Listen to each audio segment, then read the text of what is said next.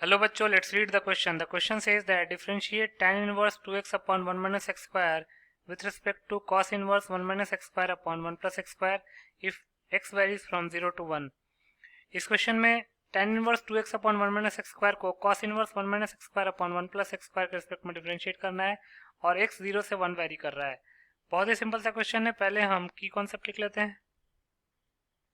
की कॉन्सेप्ट, पहला की कॉन्सेप्ट है tan inverse tan theta pi plus theta के इक्वल होता है if theta varies from -3 pi by 2 to minus pi by 2. Theta के इक्वल होता है if theta varies from minus pi by 2 to pi by 2.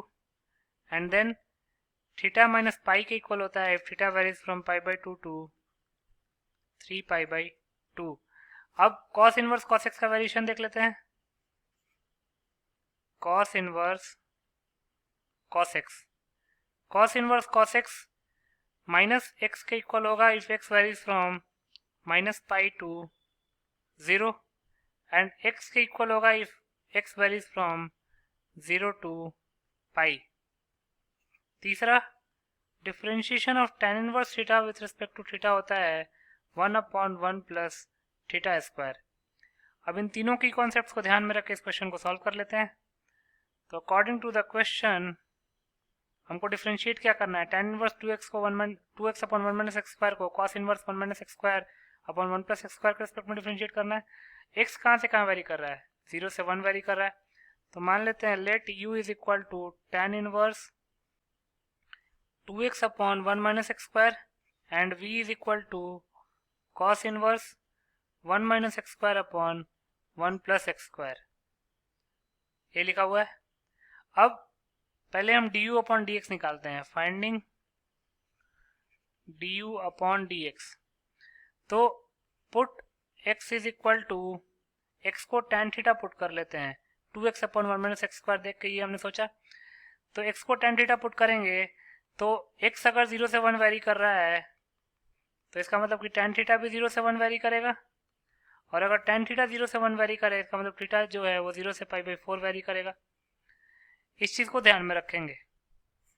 अब x को tan theta put करेंगे तो u क्या हो जाएगा, tan inverse 2 tan theta upon 1 minus tan square theta. इसको फर्दर सिंप्लीफाई करेंगे तो u क्या हो जाएगा, tan inverse 2 tan theta upon 1 minus tan square theta हो जाएगा tan 2 थीटा के इक्वल. अब अगर थीटा 0 से पाई बाई 4 वेरी कर रहा है, since theta varies from 0 to pi by 4, so 2 theta कहाँ से कहाँ वेरी करेगा, 2 थीटा 0 से पाई बाई 2 वेरी करेगा. और अगर 2 थीटा 0 से पाई बाई 2 वेरी करेगा तो हमको पता है कि tan inverse tan x x के इक्वल होता है अगर x जो है वो माइनस पाई बाई 2 से पाई बाई 2 वेरी करता है. तो यहाँ पे हम u को लिख सकते हैं डायरेक्टली 2 थीटा. अब x को tan थीटा माना हुआ है तो थीटा हो जाएगा tan इनवर्स x, तो u हो जाएगा 2 tan इनवर्स x. अब du अपॉन dx निकाल लेते हैं. 2 कांस्टेंट है, बाहर आ जाएगा. tan इनवर्स x का डिफरेंशिएशन हो जाएगा 1 अपॉन 1 प्लस एक्स स्क्वायर. इसको हम ए इक्वेशन का नाम दे देते हैं. अब हम dv अपॉन dx निकालते हैं. Finding dv upon dx. तो since v is equal to cos inverse 1 minus X square upon 1 plus X square. Again x को tan थीटा पुट करते हैं. Put x is equal to tan theta. तो v क्या हो जाएगा, cos inverse 1 minus tan square theta upon 1 plus tan square theta. और 1 minus tan square theta upon 1 plus tan square theta cos 2 theta का formula होता है. तो जाएगा cos इनवर्स cos 2 थीटा. अब v हो गया cos इनवर्स cos 2 थीटा.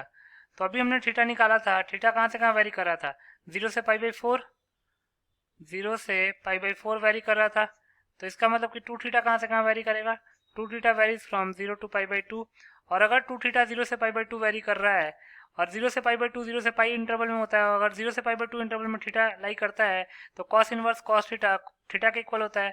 तो सिमिलरली इसको हम लिख सकते हैं 2 थीटा. तो यहाँ से भी v आ गया 2 tan इनवर्स x के इक्वल. तो dv अपॉन dx क्या हो जाएगा, differentiation of 2 tan inverse x with respect to x. 2 constant है, बाहर आ जाएगा. tan इनवर्स x का डिफरेंशिएशन x के रिस्पेक्ट में हो जाएगा 1 अपॉन 1 प्लस एक्स स्क्वायर. इसको हम इक्वेशन b का नाम दे देते हैं.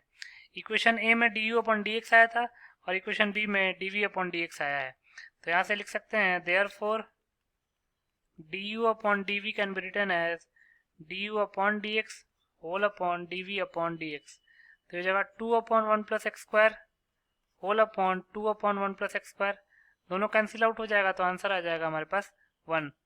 लिख सकते हैं hence 1 is the required answer।